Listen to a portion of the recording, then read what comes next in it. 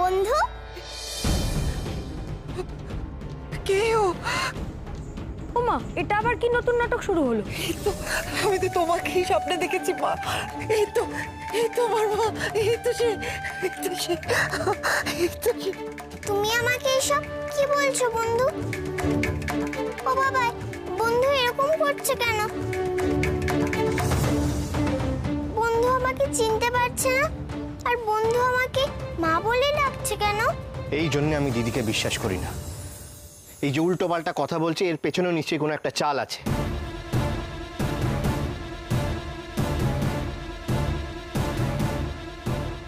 দেখো শৈল, তুমি কাকে কি বলছো?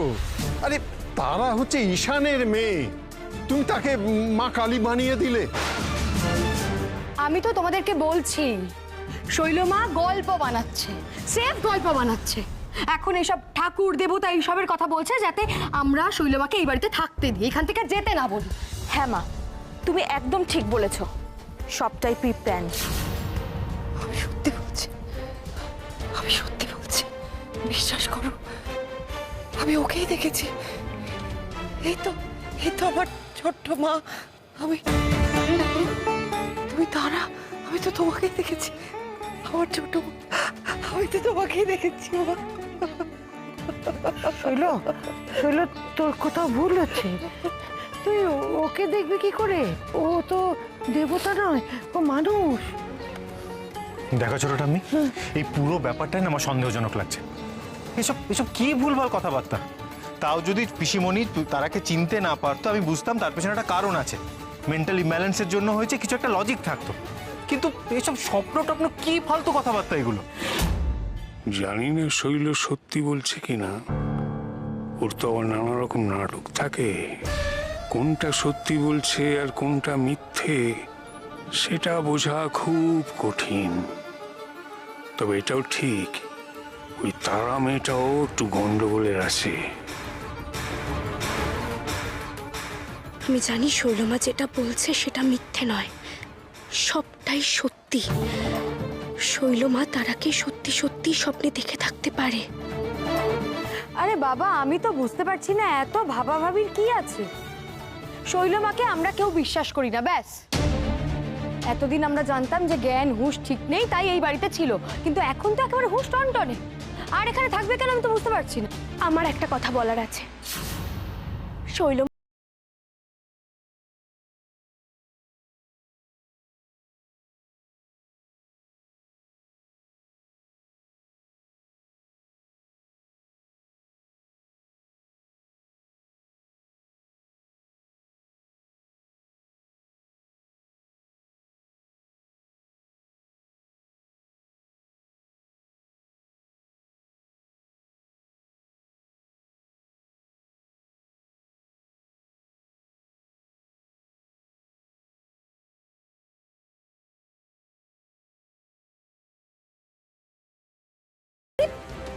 শৈলমা, সেই আগের শৈলমা।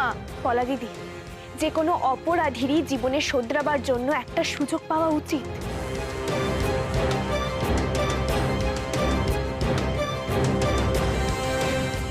গৌরী শোনো, তুমি যাই সিদ্ধান্ত নাও সেটা সকলের সম্মতিতে নাও। আমি চাই না যে পরিবারে এই নিয়ে পরবর্তীতে কোনো ঝামেলা হোক। আমার মনে হয় গৌরী যখন বলছে তখন শৈলকে আমরা আর একটা সুযোগ দিতেই পারি।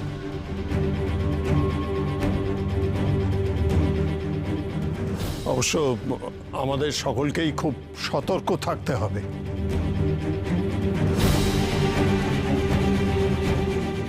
দাদু, তুমি আমাদের গার্জেন, তুমি বলার পর আমাদের আর আপত্তি করার কোনো স্কোপ নেই।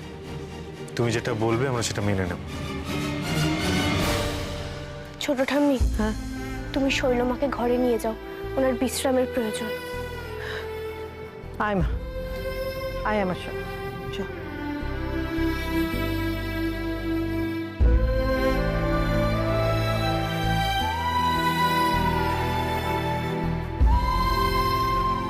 আয় সাবধানে উঠ।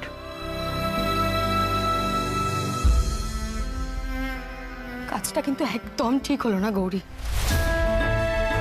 খুব সাবধান।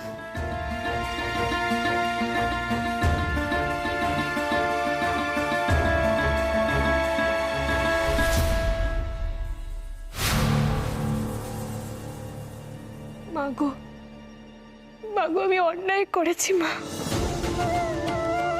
আমি অনেক বড় ভুল করে ফেলেছি। আমি তোমাকে বারবার প্রশ্ন করেছি, তোমার ইচ্ছের পেছনে আমি কারণ জানতে চেয়েছি। আমি যতবারই শৈলমাকে তার থেকে দূরে করার চেষ্টা করেছি, তুমি ততবারই মানুষটাকে তারার কাছে এনে দিয়েছ। তারাই যে শৈলমায়ের মুক্তির পথ, এটা আমি বুঝিনি গো মা, আমি বুঝতে পারিনি সেটা। তুমি আমাকে একটা কথা বারবার বলেছ, সব সময় পাপকে ঘৃণা করতে, পাপীকে নয়। আমি এই কথাটা মনে রাখিনি মা, মনে রাখিনি আমি।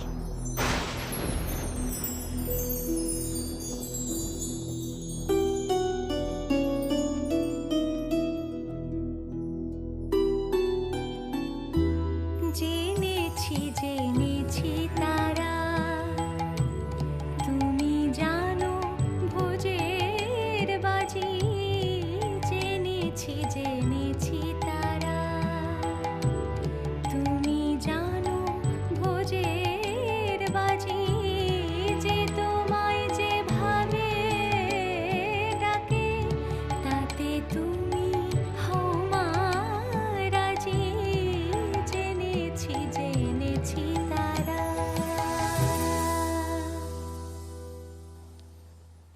তবে তাই হোক মা, আমার তারা যদি কাউকে সঠিক পথে ফিরিয়ে আনে, কারো যদি মোক্ষ লাভের পথ হয়ে থাকে, তবে তাই হোক। আমি তো অতি ক্ষুদ্র মানুষ মা, তোমার লীলা বোঝা কি আমার পক্ষে সম্ভব? আগো বিশ্বাস করো, আমি অপরাধ বোধে শেষ হয়ে যাচ্ছি মা। আমি পাপী মা, আমি মহাপাপী, মহাপাপী আমি। কি হয়েছে মা?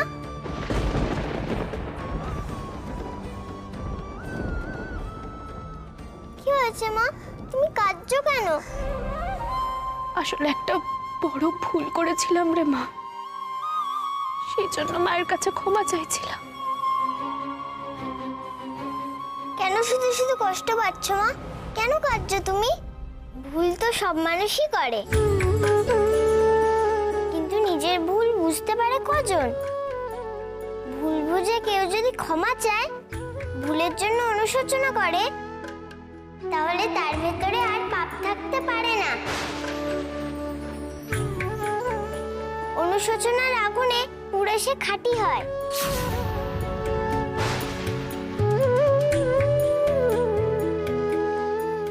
কি বললো তারা? এত বড় কথাটা এমন সহজভাবে বলে দিল। ভুলের জন্য অনুশোচনা, তাতে পাপ মোচন, এও তো চরম সত্য। শুধু আমার ক্ষেত্রে নয়, শৈলমার ক্ষেত্রেও নয়, এই কথাটা তো সবার জন্যই সত্যি। এইটুকু মেয়ে এত দামি কথাটা কি করে বললো? পাপ, পুণ্য, অনুশোচনা, অনুতাপ, এসব কি বোঝে? এই মেয়ে সত্যি অন্যরকম, কিছু একটা বিশেষত্ব আছে ওর মধ্যে।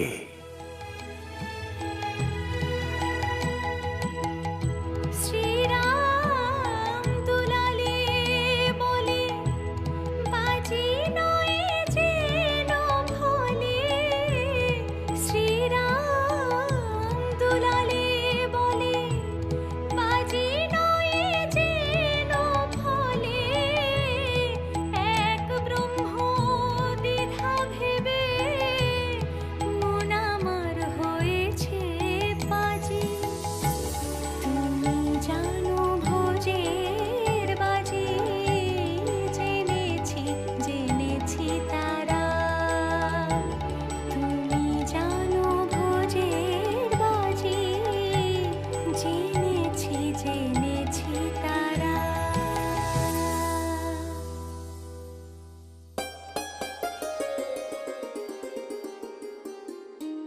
চল মা, এবার ঘরে চল। না মা, আজকে আমি মার কাছে একটু থাকি, তুমি যাও ঘরে।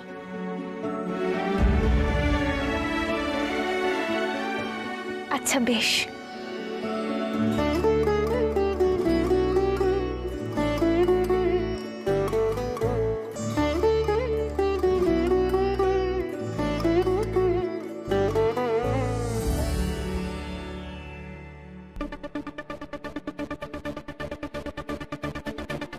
দিদি ভাই,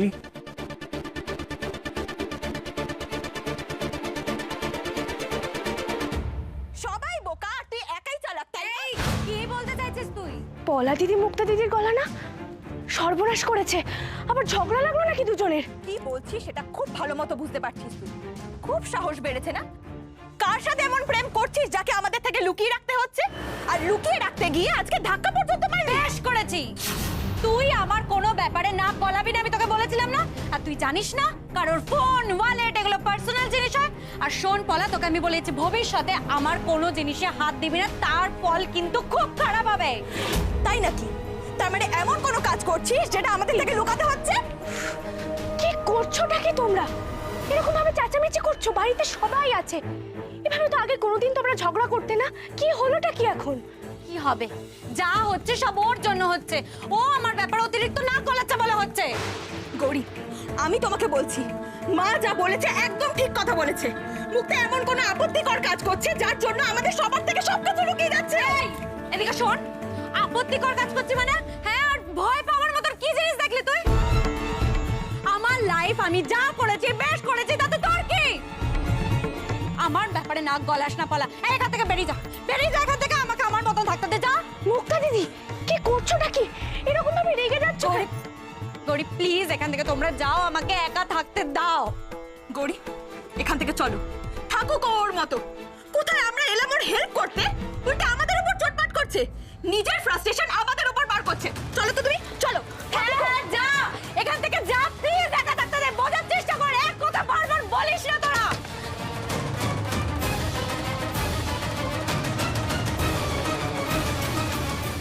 হ্যালো, তুমি তুমি বুঝতে পারছো এখানের সিচুয়েশনটা কি? তুমি বুঝতে পারছো? সবাই একটার পর একটা কোশ্চেন করে যাচ্ছে আমাকে। তুমি তুমি প্লিজ কিছু একটা করো। আমি এইভাবে এখানে থাকতে পারছি না।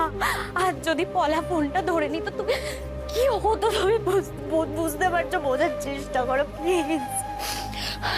আর আমি কিচ্ছু শুনতে চাই না। তুমি প্লিজ বোঝার চেষ্টা করো। শোনো না, তুমি পারলে আমাকে এখান থেকে নিয়ে যাও, তাও বলো, কিন্তু প্রত্যেক দিন এরকম কষ্ট যন্ত্রণা আমি সহ্য করতে পারছি না।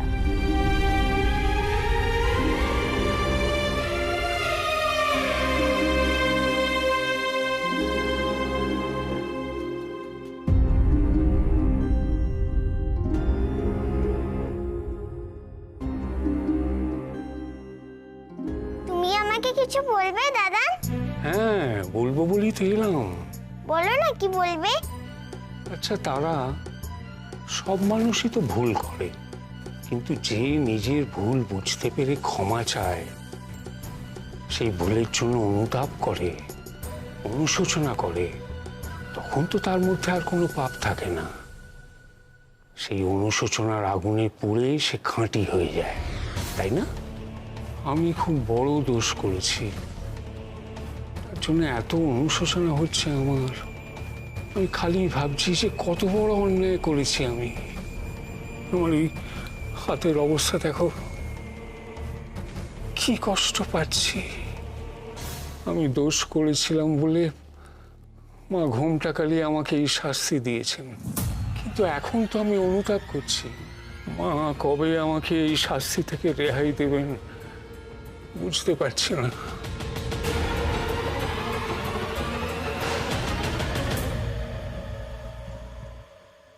কি হলো তারা? তুমি হাসছো কেন? ঘুমটা কালী মা সব জানে, সব বুঝতে পারে। মা জানে তুমি কখন নিজের দোষ বুঝতে পেরেছো আর কখন পারোনি। দেখো দাদা, তুমি সত্যি একদিন নিজের ভুল বুঝতে পারবে। সেদিন মা তোমাকে আর শাস্তি দেবেন না।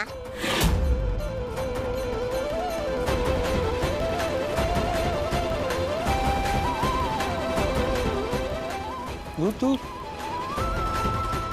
এই মেয়ের কোনো ক্ষমতা নেই, সবই মায়ের দিকে ঠেলে দেয়। একে নিয়ে আমি কত কি ভাবলাম, এই ওই এসে ধুর। আসলে ঈশান আর গৌরীর এই মেয়েটা অতি বিচ্ছু মেয়ে।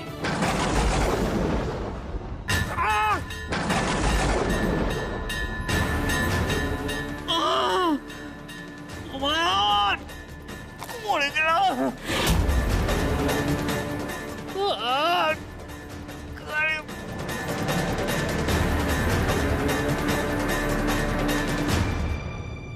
মুক্তা দিদি খাবে না, এখনো রাগ করে আছে। এ কি? মুক্তা দিদি, মুক্তা দিদি, সব বাবা, মুক্তা দিদি কি আবার একা একা ছাদে চলে গেল? মুক্তা দিদি কেমন একটা করছে যেন, সবার থেকে আলাদা আলাদা থাকছে।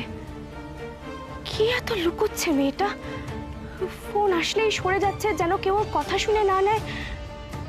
ও আবার কোনো খারাপ লোকের পাল্লায় পড়লো না তো? কি ব্যাপার বলো তো গৌরী, কি হয়েছে তোমার? কিছু না। গৌরী, তোমার চোখ মুখই বলে দিচ্ছে তুমি কোনো একটা বিষয় নিয়ে চিন্তায় আছো। কি হয়েছে?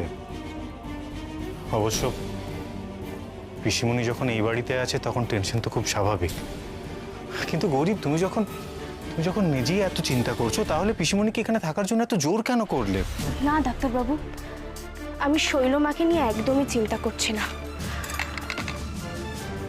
আগে যে কথাটা বলতাম এখনো সেটাই বলছি।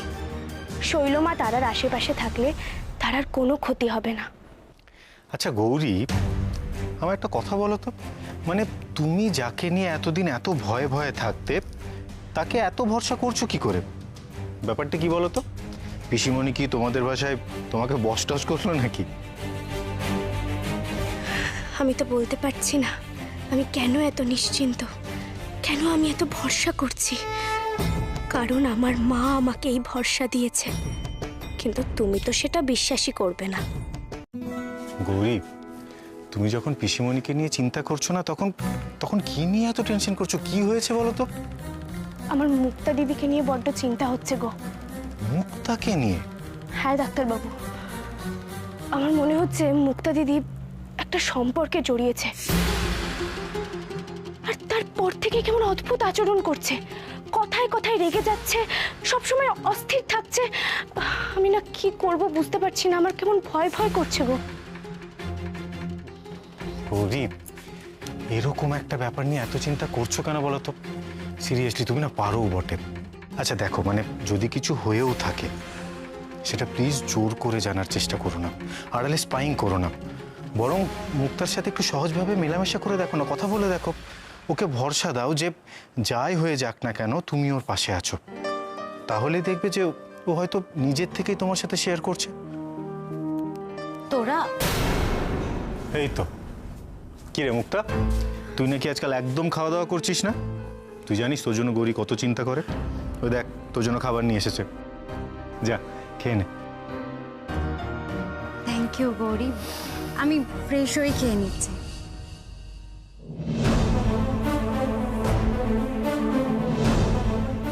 এবার আমাকে মুক্তা দিদির ব্যাপারটা জানতেই হবে। আমার সঙ্গে কি ঘটছে মা? আমি যে নিজের চোখকে বিশ্বাস করতে পারছি না। কি করে সম্ভব? আমার মন যে বড় অশান্ত হয়ে উঠছে। আর কেউ কিছু জানুক না জানুক, আমি তো জানি আমি কতবার আমি ছোট মাকে আমার স্বপ্নে দেখেছি। আমাকে বারবার সৎ পথে ফিরতে বলেছে ছোট মা, আমি তো জানি সেটা। আমার মন থেকে হিংসে ত্যাগ করতে বলেছে আমাকে ছোট মা বারবার। এখন যখন আমার স্মৃতি ফিরে এলো, তখন আমি কি দেখি? আমার চোখের সামনে আমার ছোট মা। না, ছোট মায়ের মুখ তো আমি এত সহজে ভুলতে পারি না। আমার হৃদয়ে গেঁথে আছে। মা গো, আমাকে একটা উত্তর দাও, একটিবার আমাকে পথ দেখাও, আমাকে শুধু বলে দাও আমি যা যা দেখছি, যা যা হচ্ছে সেগুলো সব সত্যি। সাড়া দাও মা, একটিবার তুমি সাড়া দাও মা, একটিবার তুমি সাড়া দাও মা। বন্ধু,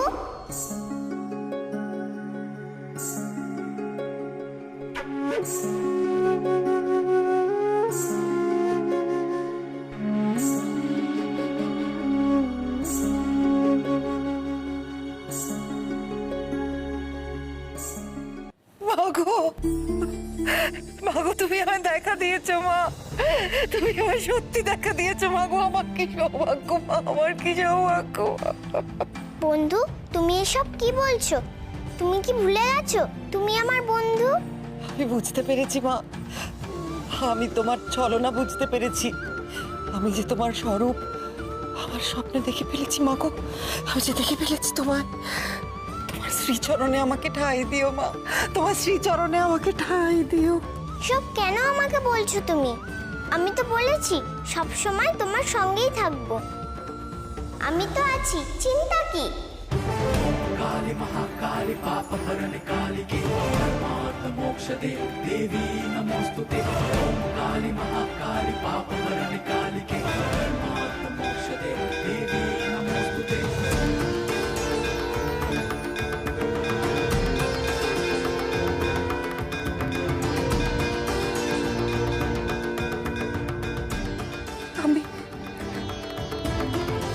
আমি তোমার স্মরণে এলাম মা,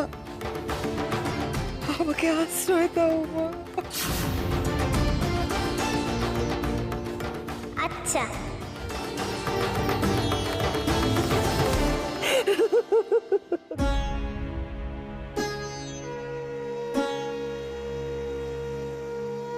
यदि मे महती प्रीतिस्तवास्ति कालभैरव कवचं कालिका देव्या कथयस्मानुकम्पया प्रकाश्यामि देवी नरलोके विशेषतः